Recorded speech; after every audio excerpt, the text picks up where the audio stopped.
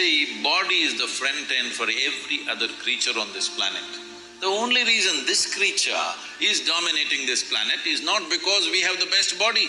You're not comparable to an elephant or a tiger or anything for that matter, you're not even as good as a buffalo. Yes, in terms of strength and physical prowess, you're nowhere comparable. This is dominant because of its intelligence, this is dominant because of its consciousness. But right now, we are creating a world where your biology is the front end of your life. These things were done at a certain time when the social situations were such. Or men were married to more than one woman.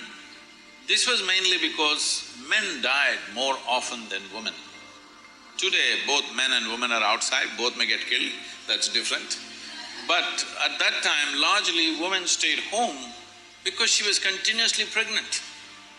From the age of 14 to 45, 50, she's almost all the time either she's pregnant or she has a young child. This is how life used to be.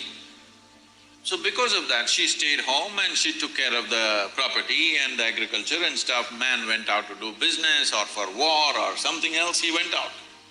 So men always died more often. So generally, in most societies in the past, the number of men was much less than the number of women, always. This has been the state all across the world. So naturally, when so many women were there, they needed care and they needed support in the society, and those days a woman could not exist by herself. Unless she's protected by a male partner, it would be very difficult for her to exist by herself because she would be exploited in so many different ways. So always they attached themselves. So naturally a man ended up having 2, 3 women because the population ratio was like that. But now largely it's leveled out. If that becomes a social norm, then how do you decide somebody has whatever, multiple wives, and how do you decide somebody has no wife? This will become a social,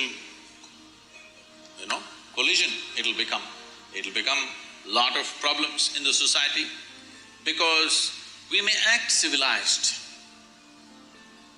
I'm very particular, I'm very clear about saying we act civilized, but when we are denied basic things that we need, all our civilization evaporates and we will behave like animals. Yes or no? So, when fundamentals are denied, people will go flashing. So that's not going to work in today's world. And above all, the woman's condition will become very bad. If you're asking this question in a more existential way, well, see, this is a certain framework of not just of bone and muscle and flesh. There is a certain energy framework. Only because of that, it takes certain form. See, if you eat mangoes every day, and let's say a cow eats mangoes every day, at some point will you or the cow get confused whether you're a cow or a human being? Or will the cow get confused? Such a thing never happens because there is a clear-cut inner framework to which flesh and blood is added. But there is a framework, an evolutionary memory framework is there, it never gets broken, isn't it?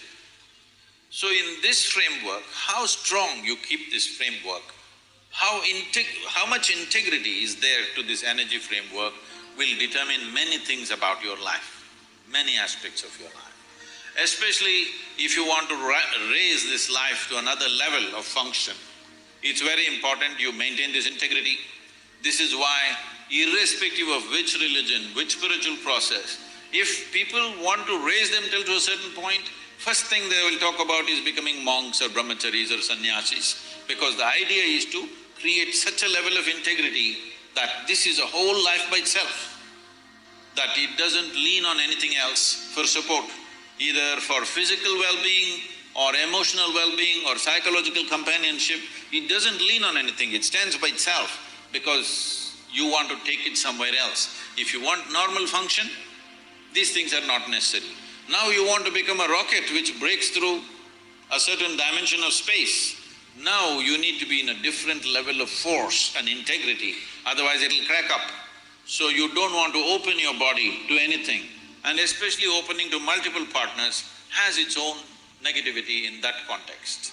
How much pain, and you look at Draupadi's life, how much volatility, how much pain, how much suffering she went through in her life, and how much pain and suffering she caused because of her anger and jealousy and whatever else. So, these things happen for a variety of reasons. You can't blame everything on that one aspect, but that aspect also has a say in these aspects because you're opening up your memory body, your energetic body, which is essentially ruled by memory, to variety of memories. This will cause a whole lot of turmoil within the system, which could affect that life and many other lives. So Draupadi's life is in a way a sample for that.